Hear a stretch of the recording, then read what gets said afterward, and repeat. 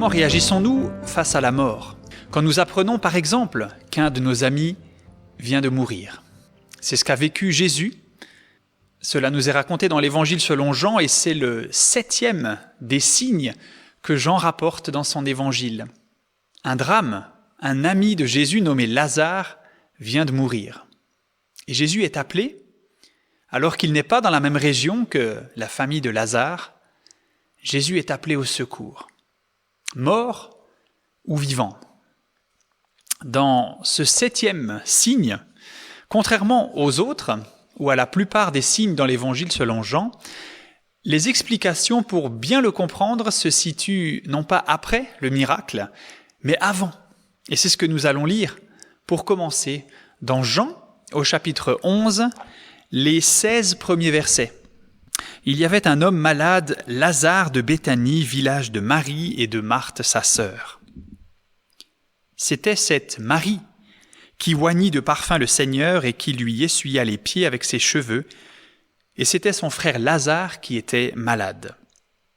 Les sœurs envoyèrent dire à Jésus, « Seigneur, voici celui que tu aimes est malade. » Après avoir entendu cela, Jésus dit, « Cette maladie n'est pas à la mort, mais elle est pour la gloire de Dieu, afin que le Fils de Dieu soit glorifié par elle. » Or, Jésus aimait Marthe et sa sœur et Lazare. Lors donc qu'il eut appris que Lazare était malade, il resta 2 jours encore dans le lieu où il était. Et il dit ensuite aux disciples, « Retournons en Judée. » Les disciples lui dirent, « Rabbi, les Juifs tout récemment cherchaient à te lapider, et tu retournes en Judée ?» Jésus répondit, « N'y a-t-il pas 12 heures au jour? Si quelqu'un marche pendant le jour, il ne bronche point parce qu'il voit la lumière du monde. Mais si quelqu'un marche pendant la nuit, il bronche parce que la lumière n'est pas en lui. » Après ces paroles, il leur dit, « Lazare, notre ami, dort, mais je vais le réveiller. » Les disciples lui dirent, « Seigneur, s'il dort, il sera guéri. » Jésus avait parlé de sa mort, mais ils crurent qu'il parlait de l'assoupissement du sommeil. Alors, Jésus leur dit ouvertement, « Lazare est mort. Et à cause de vous, afin que vous croyiez, je me réjouis de ce que je n'étais pas là. Mais allons vers lui. » Sur quoi Thomas, appelé Didyme, dit aux autres disciples, « Allons aussi, afin de mourir avec lui. » Thomas fait partie de ces gens qui n'ont pas encore compris que Jésus est dans une démarche de vie contre la mort. Il ne voit que la mort. Allons-y aussi, même si Jésus est en danger de mort, allons-y aussi, au verset 16, afin de mourir avec lui. Jésus, lui, voit plutôt la vie. Il est déjà dans cette démarche que la vie va triompher sur la mort. Et c'est le sens de ce signe que nous étudions aujourd'hui. Verset 4, « La maladie qu'il a apprise n'est pas pour la mort, dit-il, mais pour la gloire de Dieu. » Ou au verset 15 encore, il dit, « À cause de vous, afin que vous croyiez. » Tout cela arrive à cause de vous, pour que vous croyiez. Thomas a du mal à voir cette lumière. Et comme Jésus le dit au verset 9, « Si quelqu'un marche pendant le jour, il ne tombe pas, il ne bronche pas parce qu'il voit la lumière de ce monde. » Mais Jésus, pendant ce signe, veut que cette lumière soit encore plus éclatante. Alors c'est pour ça qu'il réagit d'une manière plutôt distante, pourrait-on penser. Il apprend la maladie de son ami, et au lieu de se dépêcher d'aller à sa rencontre pour faire quelque chose, le texte nous dit qu'il a passé encore 2 jours dans la région où il se situait. En fait, si Jésus patiente ainsi, c'est parce qu'il veut donc que cette lumière soit encore plus éclatante, que ce signe soit encore plus éblouissant. Il aimerait que Marie soit entourée par sa famille et ses amis, à cause de la mort de son frère. Pour que plus de monde encore puisse voir ce signe. Si Lazare avait simplement été malade et que Jésus l'avait guéri avant sa mort, Peu de personnes auraient vu ce signe. Mais ce signe est comme le point culminant de tous les signes de l'Évangile selon Jean. Et Jésus veut qu'il y ait beaucoup de personnes qui puissent le voir. Il va même attendre également pour que Lazare soit dans le tombeau pendant 4 jours. Quand il fait chaud, on imagine à cette époque comme aujourd'hui qu'au bout de 4 jours, le miracle sera encore plus éclatant. On pourrait croire à une résurrection encore après quelques heures, mais après 4 jours, qui y croirait encore? Et c'est peut-être pour cela que Jésus patiente et semble réagir de façon distante. En route vers la mort. Et Thomas qui dit « Allons-y nous aussi pour mourir avec toi ». Mais Jésus marche vers sa propre mort. Et par ce miracle qu'il entreprend de faire, Jésus, en s'y habitué maintenant, veut pointer vers quelque chose d'encore plus puissant, d'encore plus significatif que Lazare, son ami qui était malade, qui est mort et qui revient à la vie. Jésus veut montrer quelque chose d'encore plus puissant, sa propre mort. Ses disciples sentent d'ailleurs le danger. Au verset 8, « Les Juifs cherchent à te lapider, et toi tu veux retourner là-bas ?» Mais c'est là que Jésus répond ces paroles des versets 9 et 10. Avec ces 12 heures dans la journée pendant lesquelles il fait jour, comme pour dire « Il ne fait pas encore nuit, ce n'est pas encore le moment pour moi de tomber. Mais je dois faire ce que je dois faire. » Au chapitre 9, il disait déjà avec la même image « Il faut que je fasse pendant qu'il est jour les œuvres de celui qui m'a envoyé. » La nuit vient où personne ne peut travailler. Jean 9, 4. Et oui, la nuit s'approche de plus en plus pour Jésus, mais en attendant, il doit faire ce qu'il doit faire. Les disciples se voyaient en route pour rencontrer un mort, mais Jésus, il marche vers sa propre mort. Ce 7e et dernier signe sera décidément plus éclatant. Jésus se dirige vers la Judée et il n'en reviendra plus, il y mourra. Mais il y ressuscitera aussi. Ce signe a donc quelque chose qui révélera la gloire de Dieu au travers du Fils de Dieu, verset 4. Cette maladie est là pour quelque chose, pour manifester la gloire de Dieu au travers de son Fils. Le Fils de Dieu marche vers la mort, mais cette mort, comme celle de Lazare à une plus petite échelle, glorifiera Dieu lui-même. Et il s'agit vraiment d'une mort.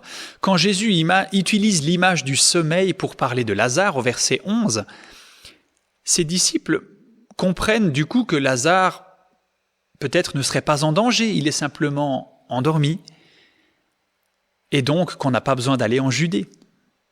Mais Jésus ne leur cache pas la vérité. Lazare est mort, verset 14. Il veut mettre ses disciples en face d'une réalité qui leur fait peur, comme nous tous. La mort nous fait peur. Et quand nous apprenons que quelqu'un va peut-être mourir, cela nous rend tristes. Mais au moment où quelqu'un nous dit « il est mort, elle est morte », c'est là que nous réalisons vraiment le départ de cette personne. C'est là que le choc est le plus grand. Lazare est mort. Il veut faire cheminer ses disciples en les mettant face à cette réalité de la mort, mais aussi en leur faisant prendre conscience que lui est plus fort que la mort. N'oublions pas que les disciples allaient dans quelques jours assister à la mort de Jésus lui-même. Ils avaient du mal à le comprendre, même si Jésus leur avait déjà annoncé.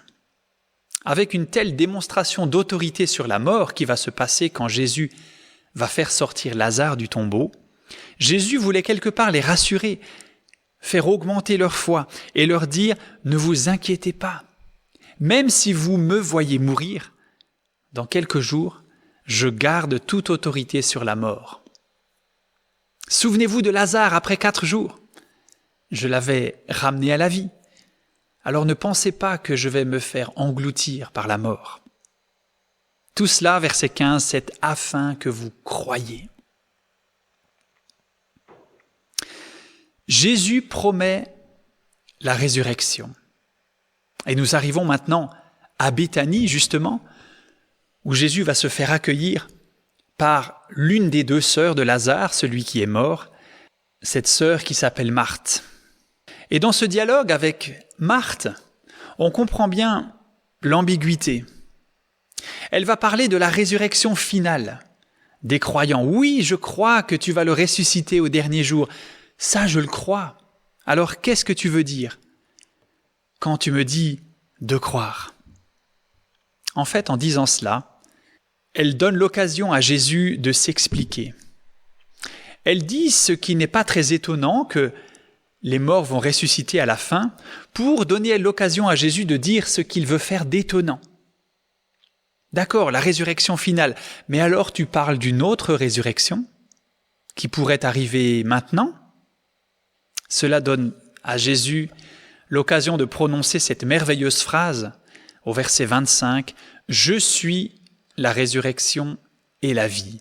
Celui qui croit en moi vivra, même s'il meurt. » Oui, Jésus renvoie à la fois à la résurrection des derniers temps, mais il parle d'une vie qui commence dès maintenant.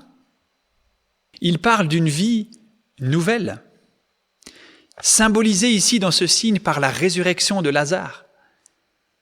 On peut penser au dialogue avec Nicodème au chapitre 3, où Jésus va parler d'une nouvelle naissance à Nicodème. C'est la même chose. Je suis la résurrection et la vie, je suis celui qui peut donner une nouvelle vie. Et Lazare qui sort du tombeau est un signe de la vie nouvelle que je peux créer dans chaque être humain. Oui, je crois cela, répond alors Marthe. Jésus est très affecté par la situation. Il ressent des émotions très fortes. Au verset 33, nous voyons qu'il est très troublé. Nous voyons qu'il est remué en son esprit. On a des expressions là qui sont très fortes. Et au verset 25 se situe aussi le verset, dit-on, le plus court de la Bible.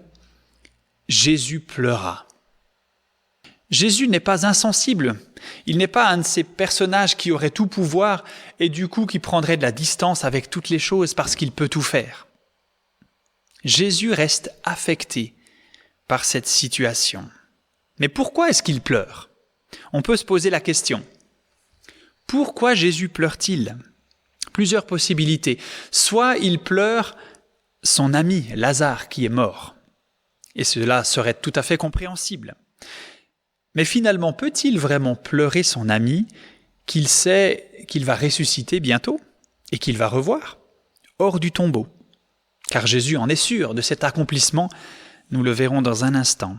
Soit Jésus pleure parce qu'il est révolté du manque de foi de ceux qui l'entourent. Après tout ce temps, après tous ces signes, ils n'ont pas encore compris qui il était réellement et ce qu'il était capable de faire.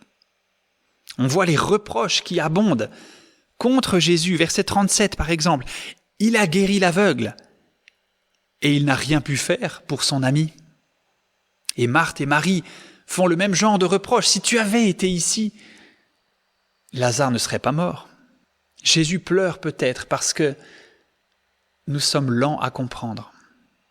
Mais il pleure aussi peut-être contre la mort elle-même, car il se retrouve tout à coup face à la mort d'un être cher, et la mort, c'est l'ennemi que Jésus est venu combattre.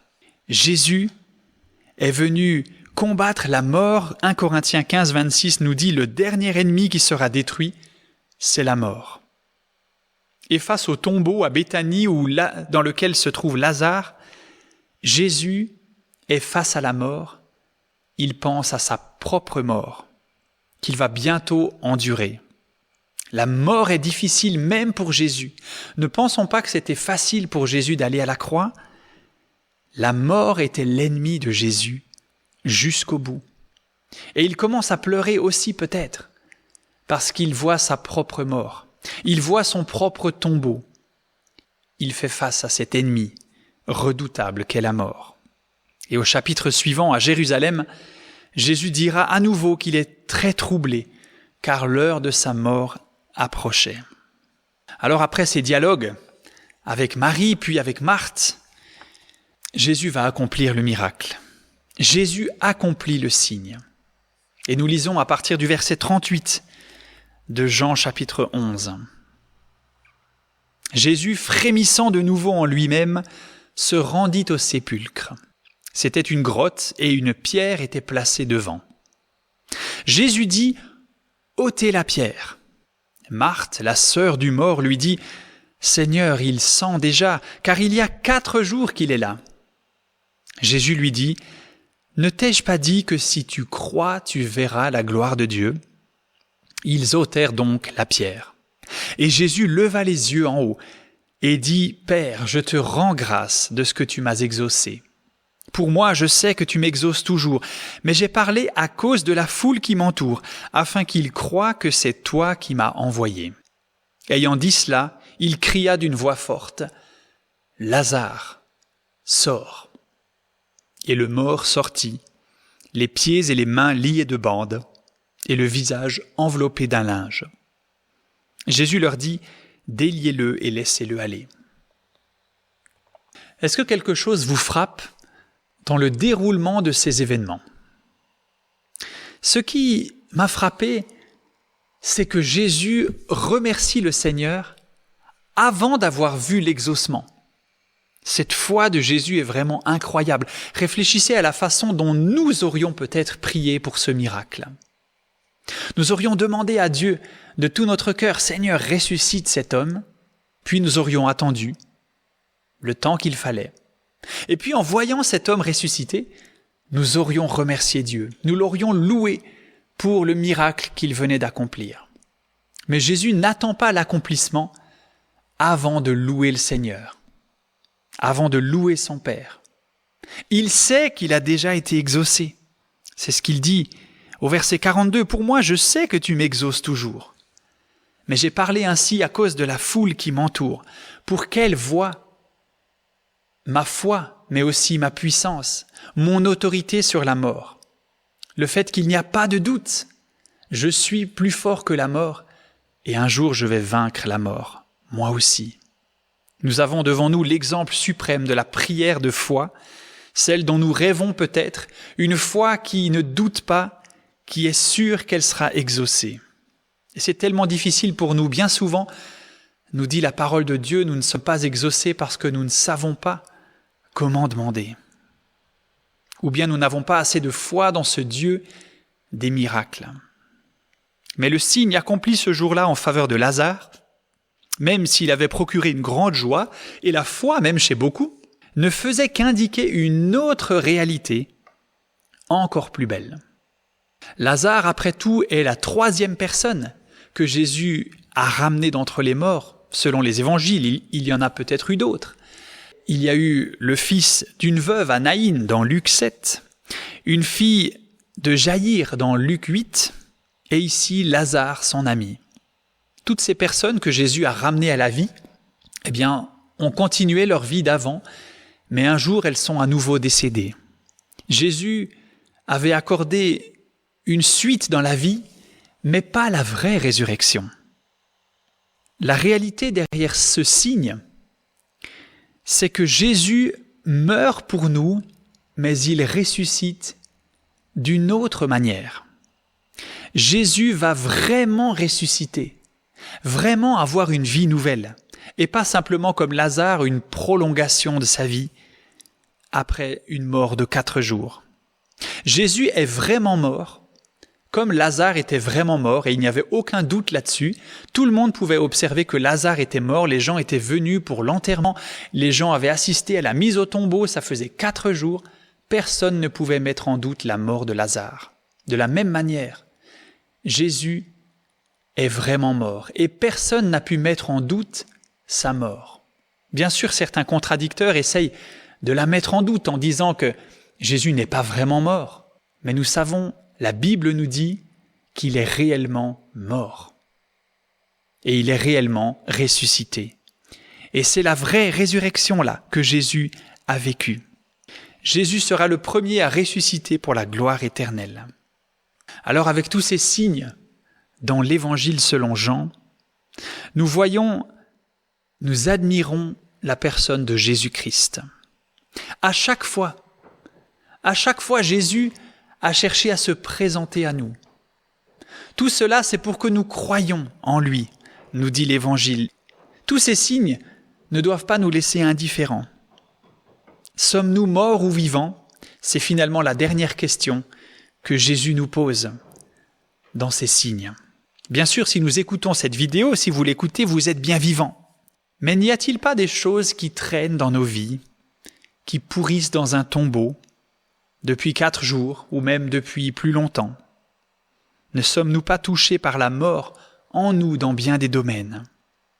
N'y a-t-il pas des choses que nous considérons comme mortes, comme sans espoir? Nous n'espérons plus. Nous ne croyons plus que Jésus peut faire quelque chose. Et on pleure, on se lamente en disant « Mais Jésus, pourquoi tu n'étais pas là? Tu n'as rien fait pour moi. » Continuons à espérer en lui, qui est la résurrection et la vie. Jésus est la résurrection qui peut transformer toute chose. Il est le premier-né d'entre les morts. Il peut redonner vie à une vallée remplie d'ossements desséchés, comme le dit le prophète Ézéchiel dans cette fantastique vision. Il est la résurrection qui donne vie à ce qui était mort. Mais il est aussi la vie. Il ne nous offre pas simplement une petite prolongation de vie, plus ou moins longue. Pas un plaisir de 5 minutes, pas un plaisir d'une journée. Jésus nous offre la vraie vie en abondance, avec lui. Alors ne passons pas à côté de ce signe. Mort ou vivant, choisissons la vie. Jésus est mort et ressuscité pour nous l'offrir.